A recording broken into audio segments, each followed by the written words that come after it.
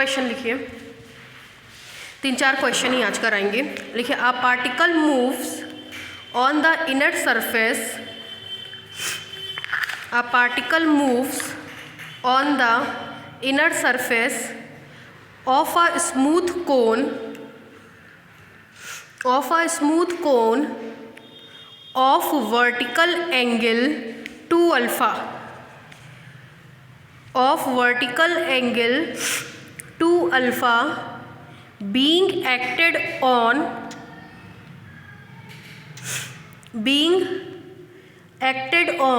by a force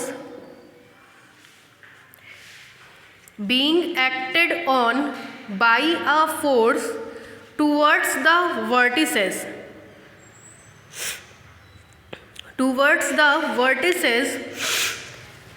of the cone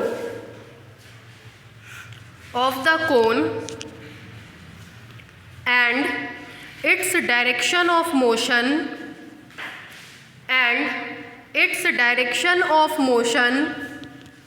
always cuts the generator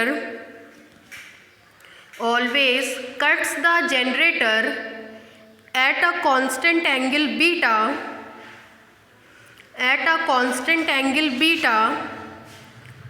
then find the motion and law of force.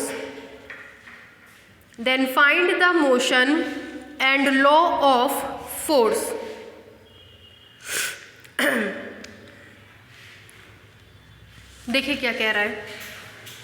A particle moves on the inner surface of a smooth cone of vertical angle 2 alpha being acted on by a force towards the vertices of the cone.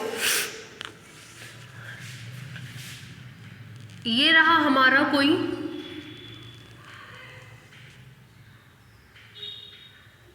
कोन, ठीक है। ये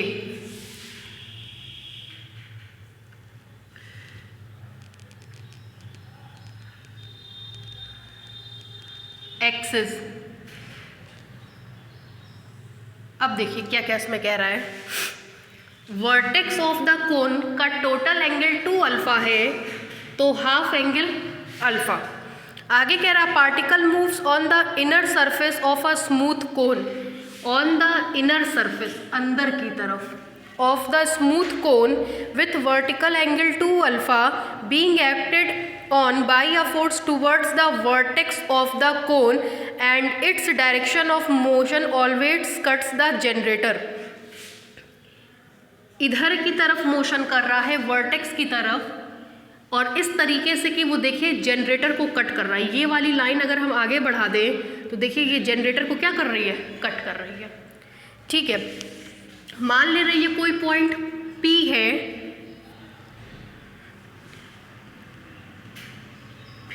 P को ये कोन का ये है N से मिलाया और ये आपका हॉरिजेंटल इधर चला गया।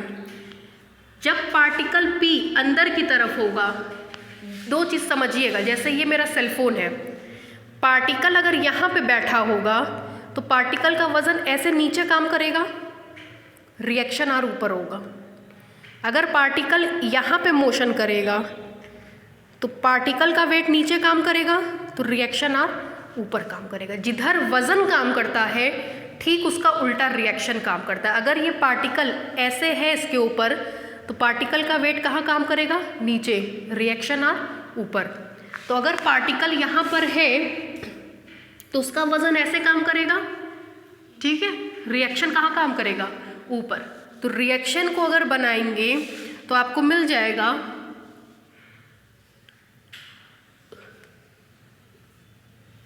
रिएक्शन आर, ठीक है। इतने में कोई दिक्कत अभी बनाइएगा मत, अभी और सारी ज्योमेट्री है, अभी केवल इतनी थोड़ी सी चीज़ हम आपको समझाएं, ठीक है। लिखिए, late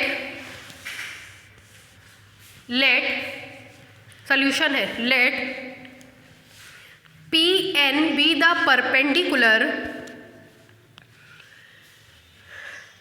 let PN be the perpendicular from P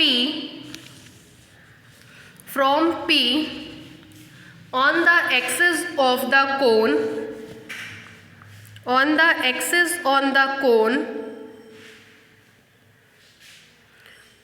full stop. मतलब ये परपेंडिकुलर है तो ये एंगल कितने डिग्री का होगा? 90। ये भी कितने डिग्री का होगा? 90। आगे लिखिए, late MF be the force towards the vertex. Let MF be the force towards the vertex and capital R be the reaction of the cone. Capital R be the reaction of the cone. Reaction हमेशा इसके perpendicular काम करता है जिधर वजन काम करता है। अगर वजन ऐसे काम करेगा तो इस सरफेस के परपेंडिकुलर लगेगा। किस सरफेस के? ओपी सरफेस के।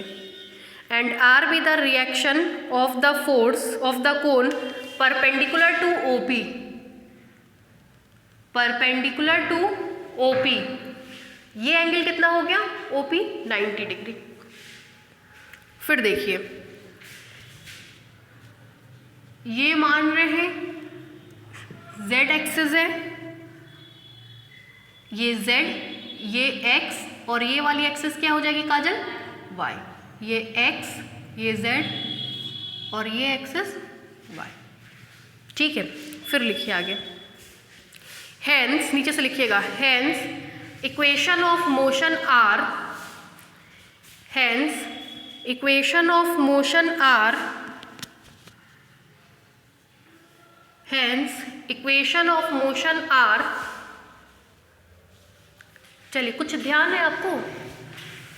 कोई पार्टिकल p है तो उसकी ओरिजिन से डिस्टेंस कितनी होती है? r। फिर कहते थे जो परपेंडिकुलर होता था वो x एक्सिस से जो एंगल बनाता था वो एंगल क्या होता था? फाई। ठीक है, ठीक है अभिषेक। चलिए, इक्वेशन ऑफ मोशन लिखने चल रहे हैं। देखिएगा, m alpha is equal to m r double dot minus r theta dot का square minus r sine square theta phi dot का square is equal to minus mf। लिखिए,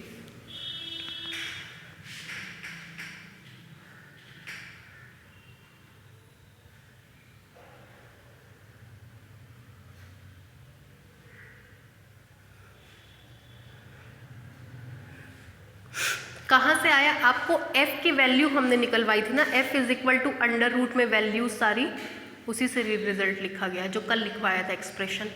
ठीक है, फिर देखिए, this implies that r double dot minus r theta dot का square minus r sine square theta phi dot का square is equal to minus f। इन दोनों को ले लिया गया है। इक्वेशन नंबर 1 लिखिए, डायग्राम बनाइए।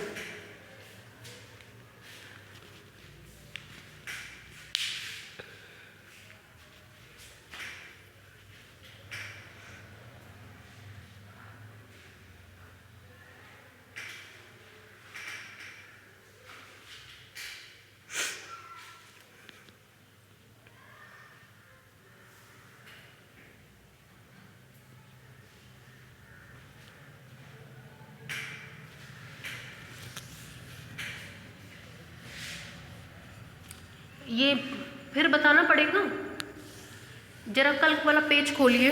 कल हम लिखवाए होंगे F R is equal to alpha is equal to एक एक्सप्रेशन। खोलिए कल वाला। ये रहा। अभिषेक आपको मिला?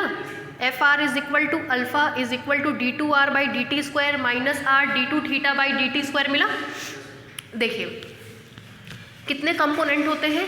3, एक्स एक्सिस के अलोंग, वाई एक्सिस के अलोंग और जेड एक्सिस के अलोंग। एक्स एक्सिस के अलोंग वाले को क्या लिखते हैं? अल्फा। एम अल्फा या r theta phi, r axis के अलॉन्ग वाले को क्या लिखते हैं Kajal, alpha.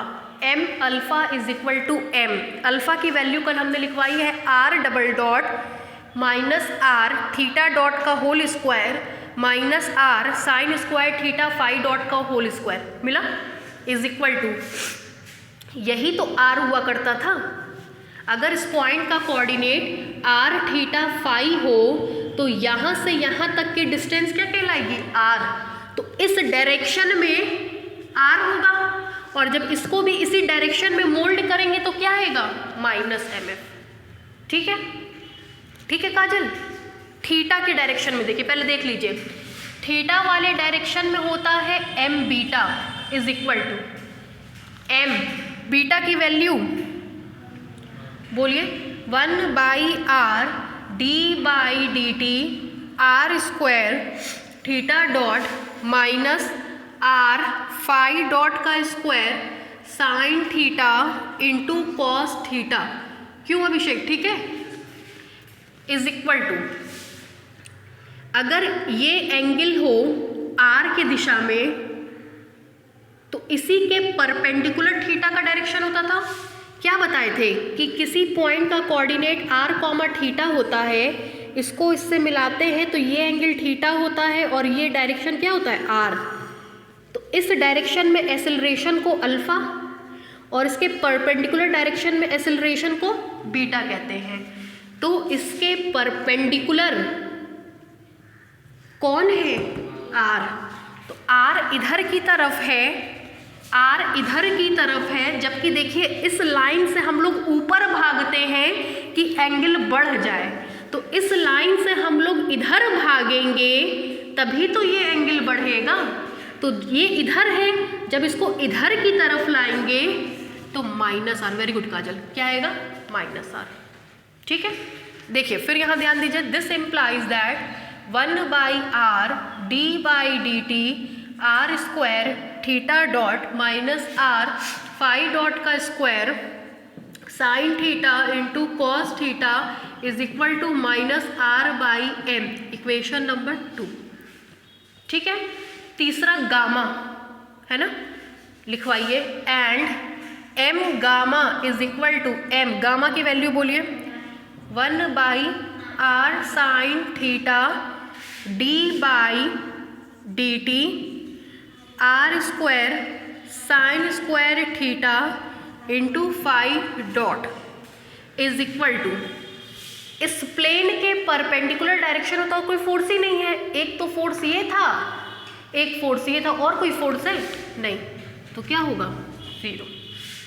This implies that m से डिवाइड कर दीजिए, आएगा 1/r sine theta d/dt are square sine square theta phi dot is equal to 0। ठीक है, उतारिए, 1 2 3 डायग्राम बन गया है, बनाइए।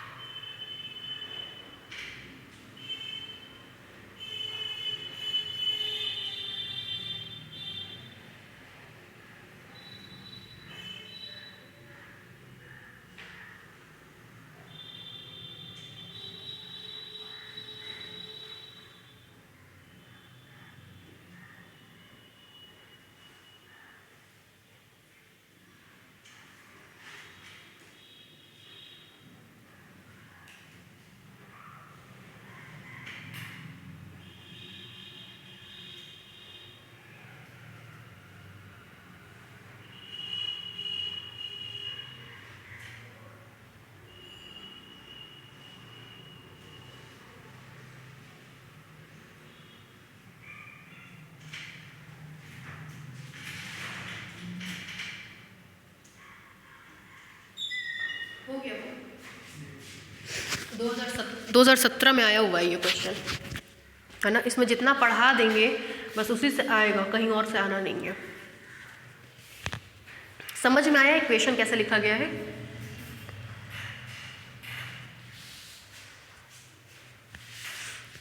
भाई यही एंगल हमारा क्या होता है? थीटा। यही डिस्टेंस हमारी क्या होती है? आर। और ये एंगल क्या होता है? फाई।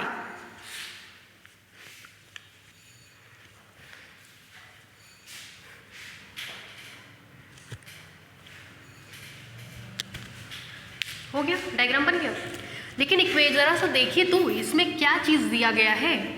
थीटा की तो फिक्स वैल्यू दी गई है, क्या दी गई है? अल्फा, है ना। Theta is equal to alpha.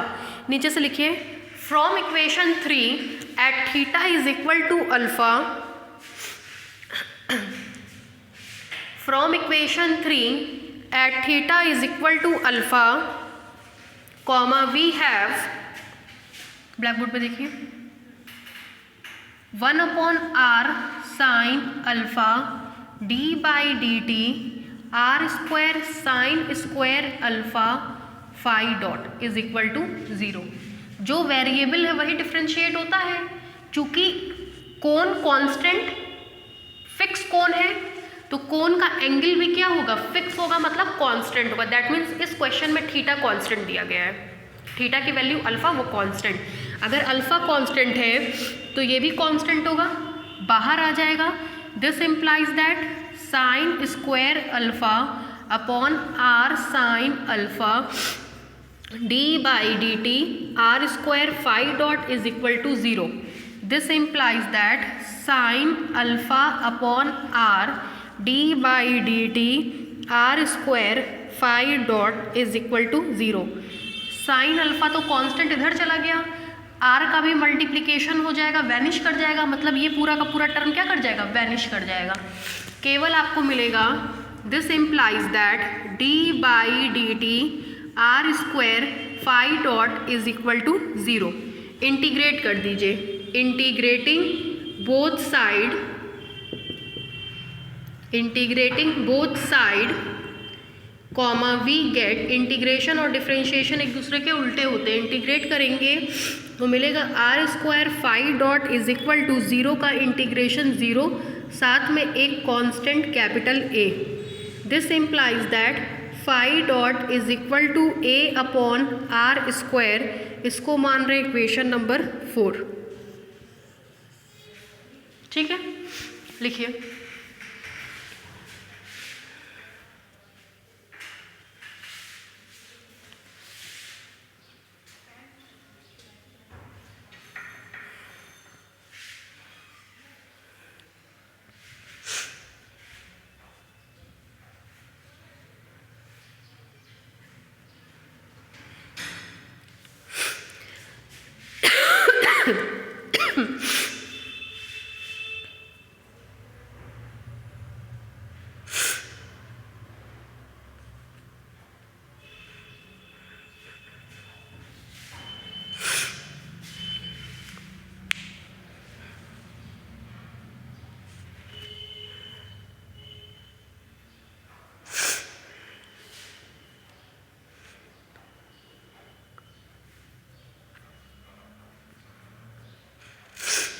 Question में आपसे कह रहा है लॉ ऑफ फोर्स निकालना है और मोशन को डिस्क्राइब करना। मोशन को डिस्क्राइब करने में वेलोसिटी चाहिए होती है, एक्सेलरेशन चाहिए होता है, वो पाथ चाहिए होता है जिससे वो गुजरता है, ठीक है, मतलब रिएक्शन चाहिए होगा, सब चीज़ें आपको चाहिए होंगी। तो सब चीज़ें इसमें हम लोग को निकालना है।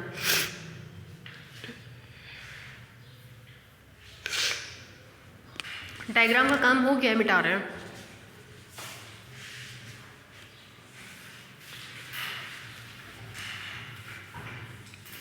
हो गया भाई।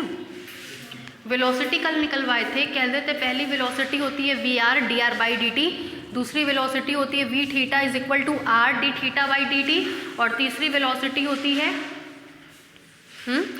Are sine phi D phi by D T. अब वेलोसिटी कंपोनेंट्स निकाल रहे हैं, ठीक है। नीचे से लिखिए hence the velocity components are,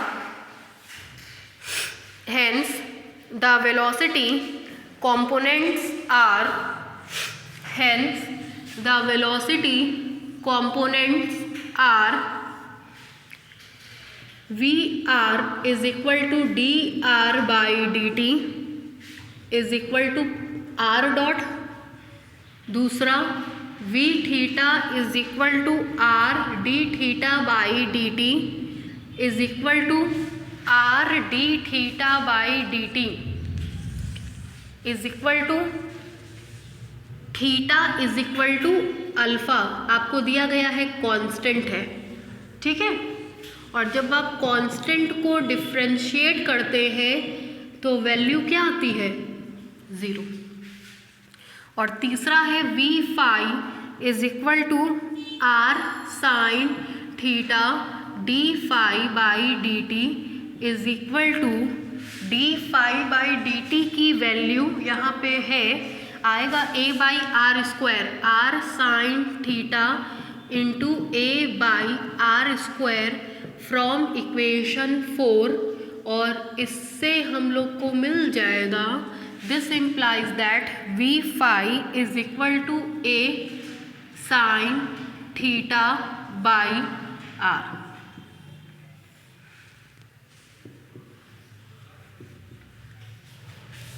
ठीक है, उतारिए।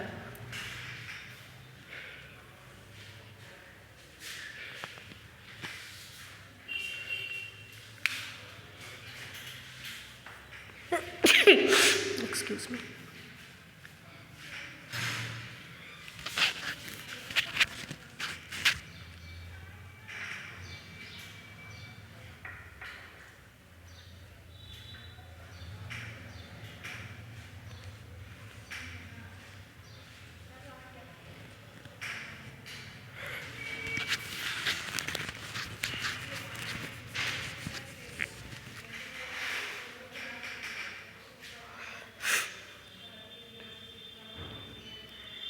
हो गया भाई?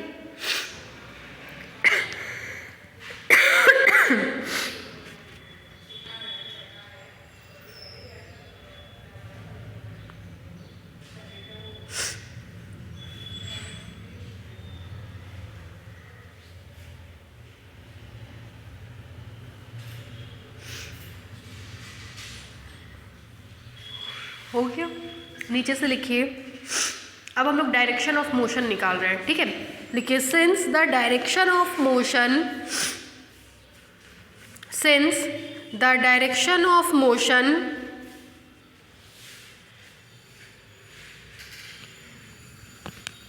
Makes a constant angle beta with the generator OP,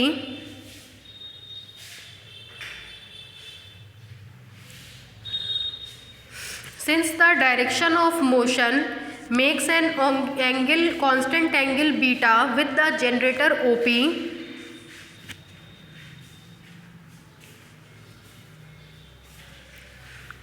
नीचे से लिखिए, hence the velocity at p, hence the velocity at p makes the constant angle beta with the generator OP such that देखिए, आप लोगों को हमने कई बार ये बताया है कि डायरेक्शन ऑफ मोशन कोई और नहीं बल्कि रिजल्टेंट वेलोसिटी बताती है। ये बात हम आप लोगों को सेकेंड ईयर में भी बताए थे, सेकेंड ईयर का चैप्टर था, फिर बता रहे हैं कि direction of motion resultant velocity बताती है हमेशा। क्वेश्चन में आपके दिया गया है, पढ़ लीजिए। क्वेश्चन में दिया गया है, the direction of motion always cuts the generator at a constant angle beta. अगर डायरेक्शन ऑफ मोशन जनरेटर से बीटा एंगल बनाएगा, इसका मतलब रिजल्टेंट वेलोसिटी वाली जो लाइन होगी वो भी जनरेटर से कितना एंगल बनाएगी, कांस्टेंट एंगल बीटा। ठीक है अभिषेक? और कल ही आप लोगों ने पढ़ा था tan beta is equal to v phi upon V R. This implies that tan beta is equal to v phi की वैल्यू है हमारे पास r साइन अल्फा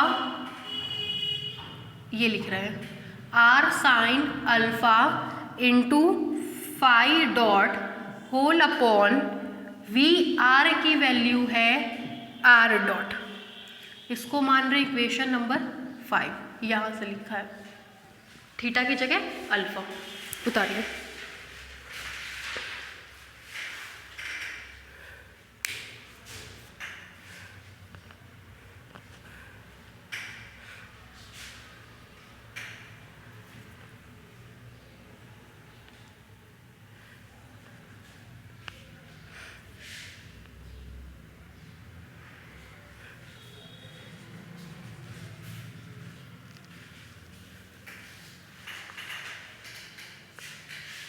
हो गया। नीचे से लिखिए हेड मतलब ब्लैक पेन से लिखिएगा hence the law of force is, hence the law of force is, hence the law of force is. जरा ब्लैक बोर्ड पे देखिए लॉ ऑफ फोर्स निकाल रहे हैं। इससे आर डॉट की वैल्यू निकालेंगे तो आएगा r sine alpha phi dot upon tan beta from equation 5। This implies that r dot is equal to, ऊपर लेकर के जाएंगे तो r sine alpha cot beta phi dot, ठीक। And from equation 4 we have, 4 से देखिए अगर हम लोग इक्वेशन नंबर 4 से वैल्यू को निकालते हैं, ये उतारिए फिर बता रहे, जगह नहीं है मेरे पास।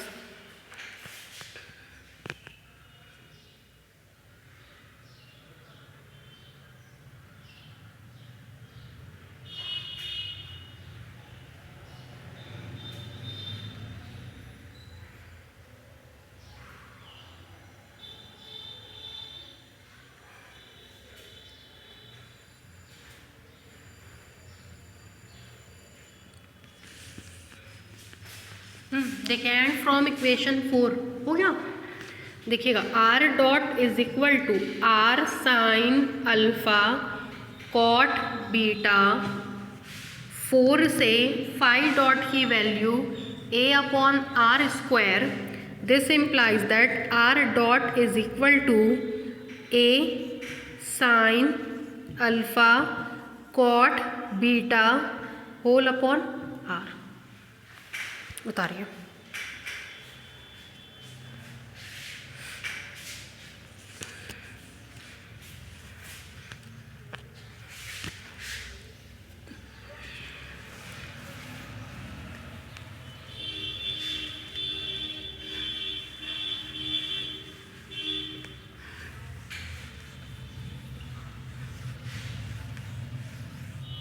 मेन इक्वेशन ऑफ मोशन ही इसमें लिखने का है और डायग्राम है, अगर वो आ गया तो calculation is not a big deal.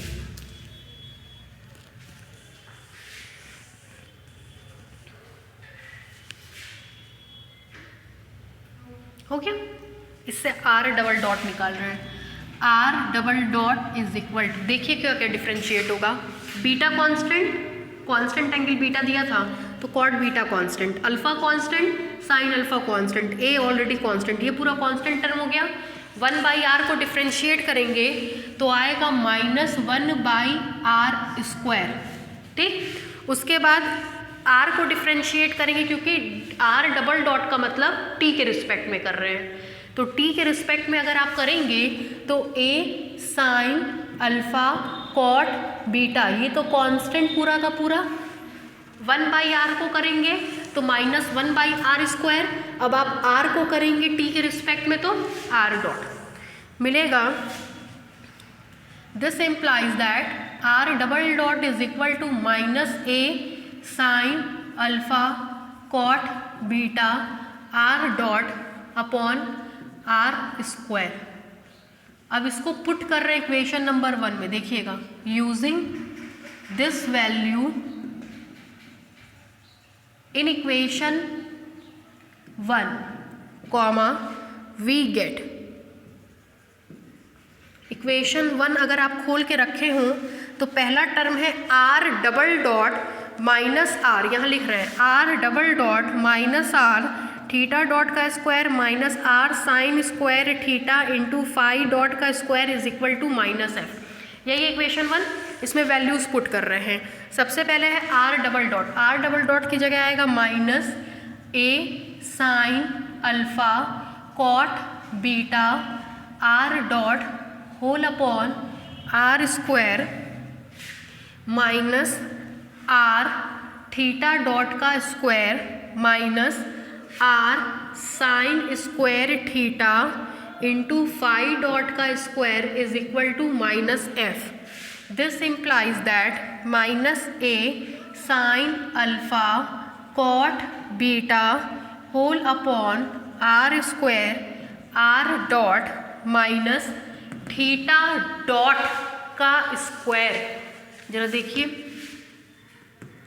Are theta dot मतलब theta is equal to alpha, ठीक है अभिषेक, डिफ्रेंशिएट करेंगे तो क्या आएगा 0 minus r sine square theta की जगह अल्फा फाई डॉट का स्क्वायर मतलब a square upon are to the power 4 is equal to minus f since theta is equal to alpha. ठीक है, this implies that f is equal to minus a sine alpha into cot beta की जगह लिख सकते हैं cos beta upon sine beta into r square. ठीक है,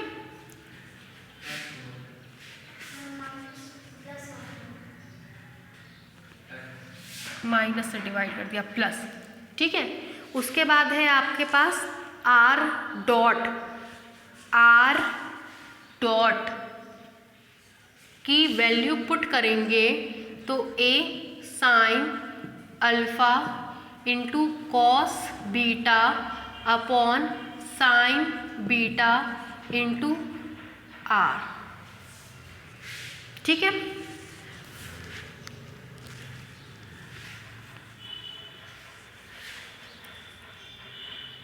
plus R sine square alpha into a square upon are to the power 4। ठीक है, उतारिए इतना।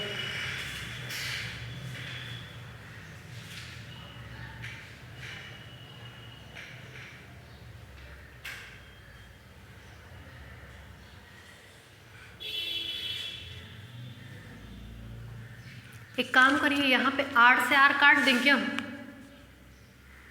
तो क्यूब आ जाएगा।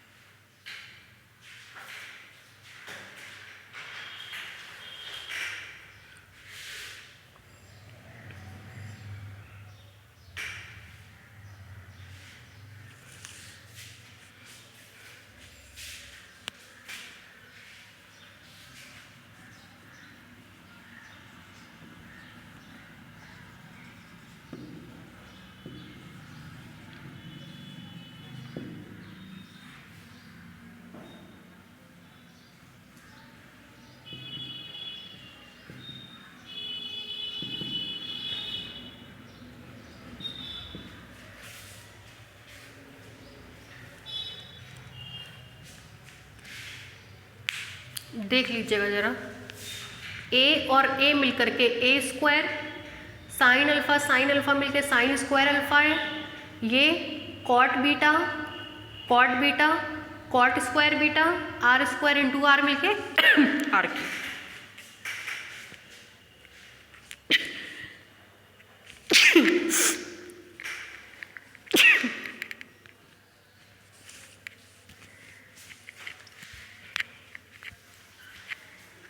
Excuse me.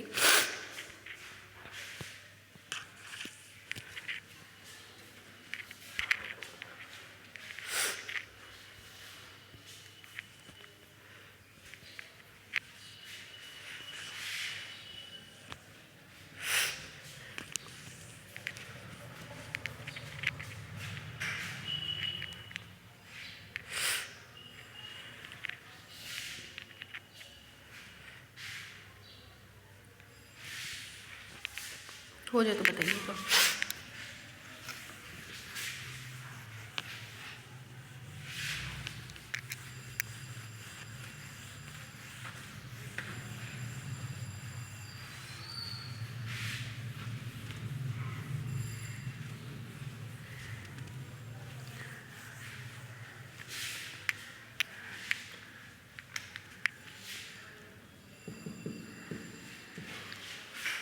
हो गया भाई?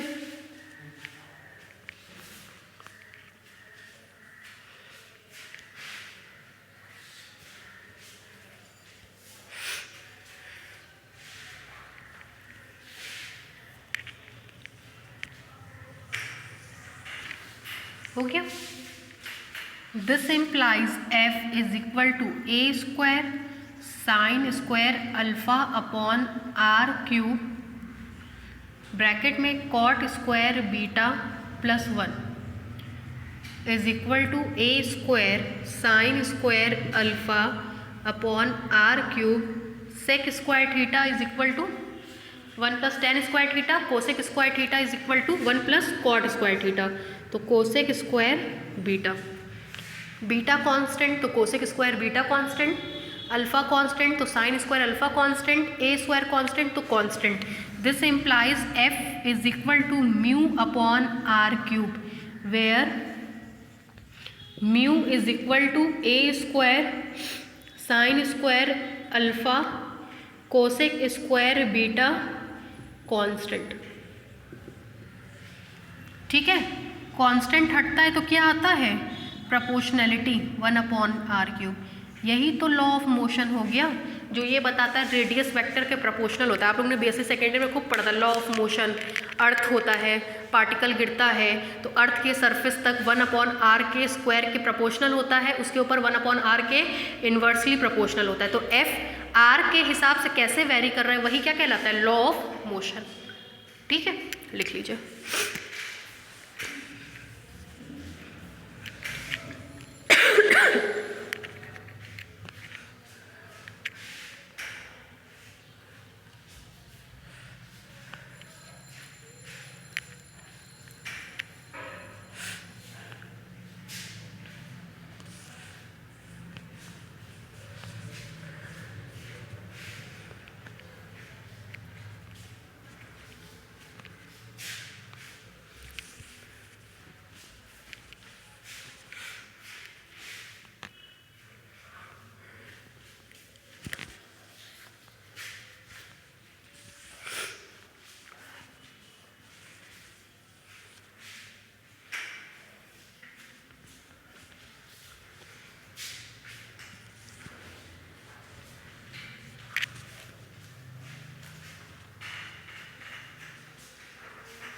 हो गया? नीचे से लिखिए which is the law of motion. Which is the law of motion.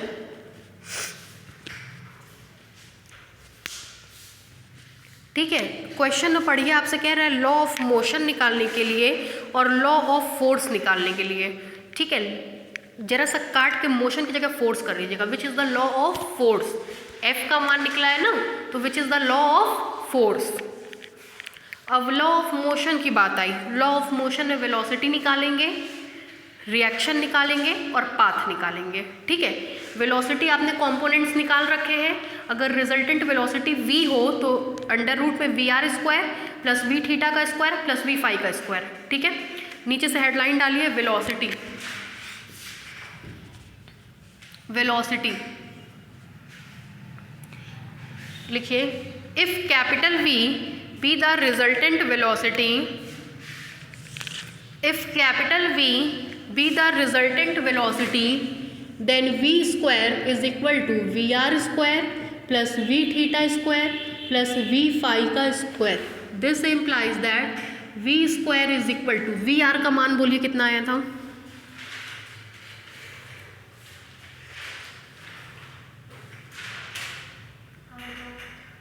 r dot है ना, आर डॉट का स्क्वायर, वी थीटा का मान 0, वी फाई का मान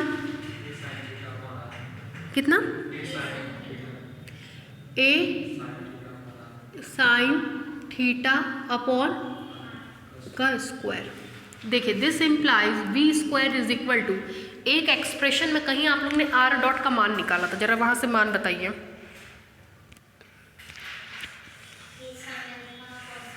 ये देखिए, अभिषेक देखिए, है ना, क्या है, a sine alpha into cot beta whole upon R का होल स्क्वायर, ठीक है काजल, प्लस ए थीटा की जगह क्या मान है, alpha, theta is equal to alpha upon R का whole square. This implies we square common term, a square common, sine square alpha common, R square common, bracket में मिलेगा cot square beta plus 1। This implies a square sine square alpha cosec square beta upon are square, पीछे बताया था हमने ये चीज़, ठीक है Abhishek. This implies that we square, यहाँ हमने बताया है म्यू की वैल्यू, है ना, तो ये ऊपर वाला टर्म किसके बराबर होगा, mu upon are square. This implies that v is equal to under root mu by R, ये वेलोसिटी होगी, where mu is equal to A square sine square alpha into cosec square beta, ठीक है, लिखिए।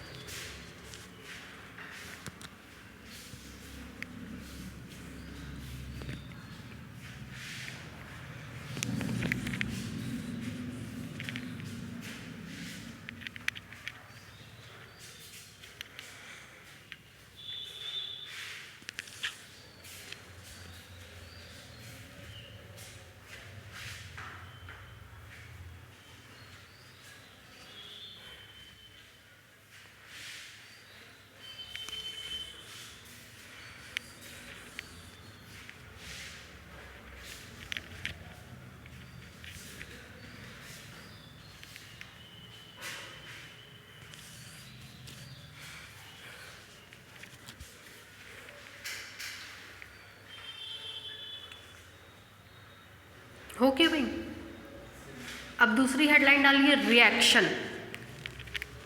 Reaction,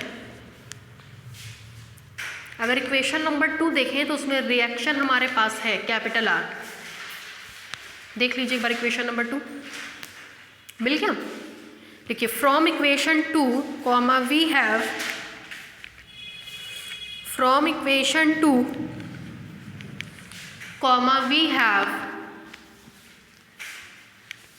बोलिए Abhishek equation number 2 क्या है, minus r by m is equal to, बोलिए 1 by r D by D T R square theta dot r, हाँ sine theta cos theta, ठीक है काजल, ठीक है।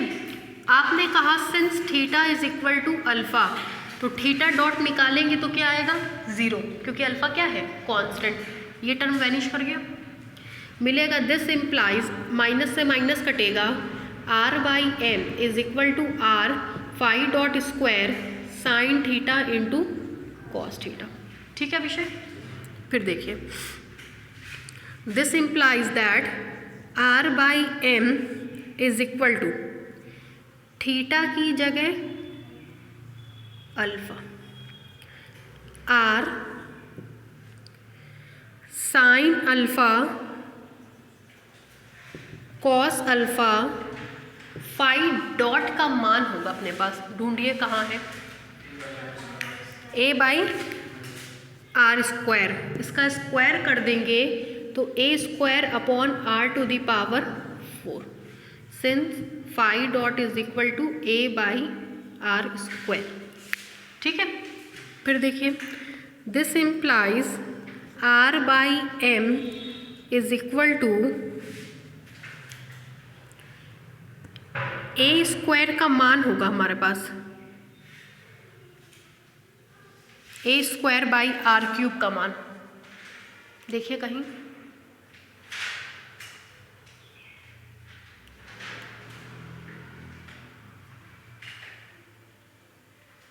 है, कहीं उतारिए, इतना हम ढूंढ रहे हैं, उतना उतारिए आप लोग।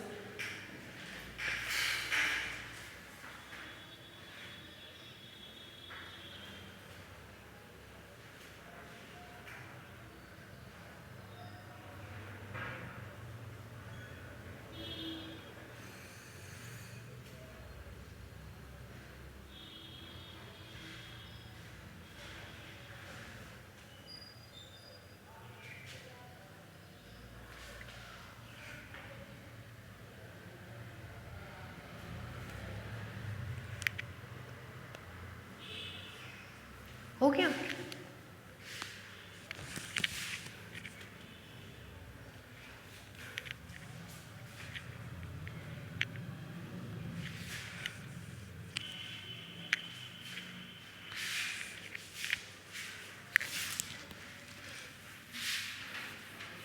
हो जाए बताइएगा, हो गया विषय।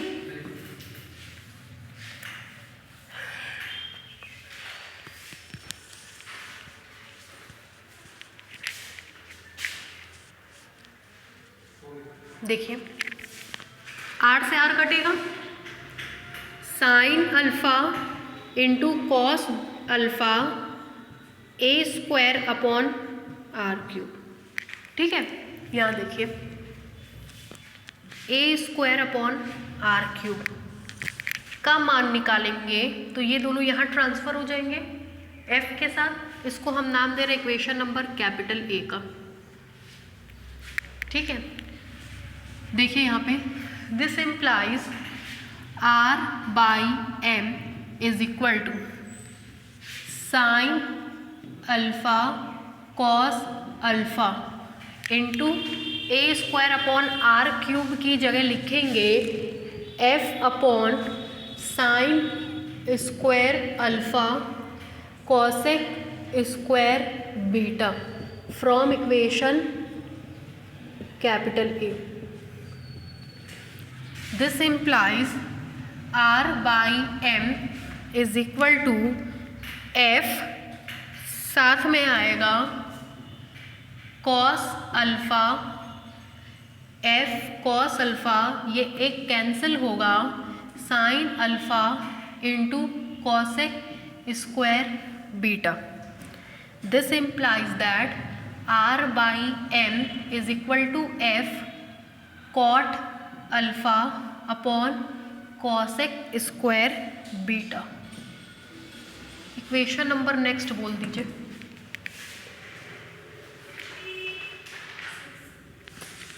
6, और उसको इक्वेशन नंबर कैपिटल A डाल दीजिएगा।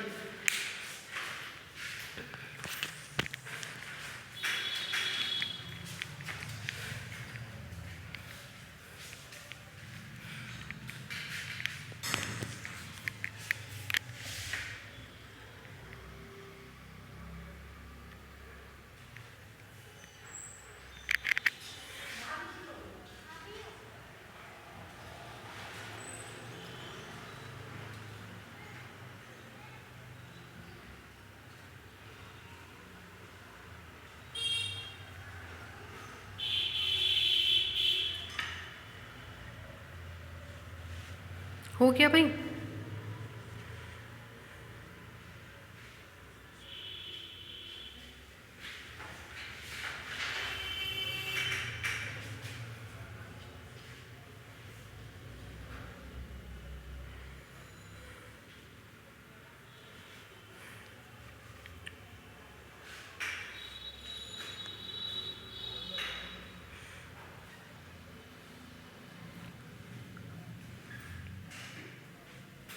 ये डाल लिया था इक्वेशन नंबर कैपिटल ए। अभिषेक आपने डाल लिया? इरेज कर रहे हैं, इसका काम नहीं है मेरे को। ठीक है, अब लास्ट पाथ निकालने चल रहे हैं। हेडलाइन डालिए equation of path. Equation of path, equation of path. ठीक है, लिखिए from equation 5 comma we have, from equation 5 comma we have, equation 5 आप लोगों ने कहीं लिखा होगा, देख के बताइए क्या लिखा है। tan beta is equal to r sin alpha phi dot upon r dot. देखिए इससे this implies that r dot upon r is equal to sine alpha upon tan beta that is cot beta phi dot. ठीक है अभिषेक, फिर देखिए integrating above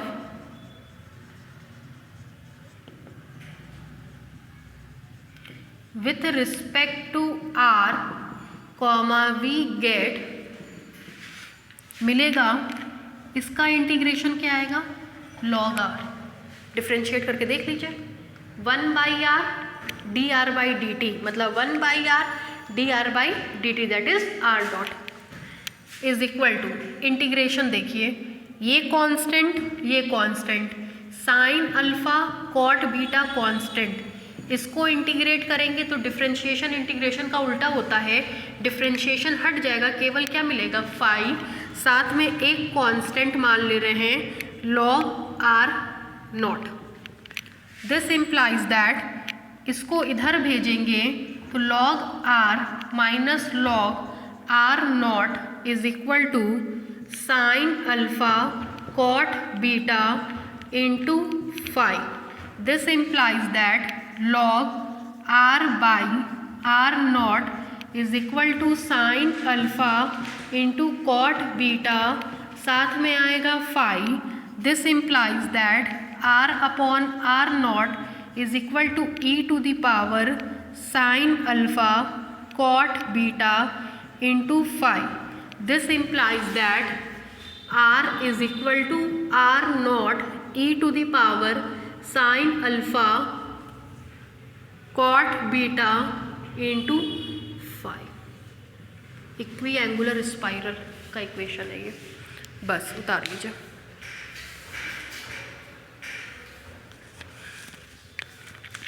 this implies r is equal to r naught e to the power a phi, where a constant है, a is equal to sine alpha cot beta constant. उतार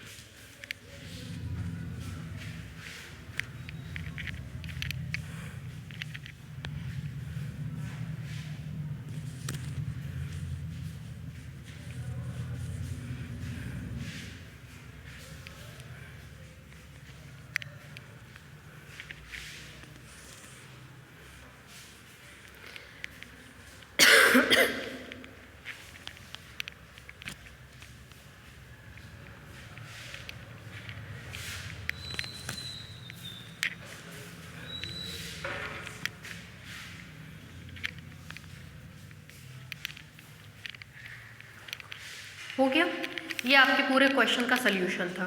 ठीक है, हो गया अभिषेक। नेक्स्ट लिखिए।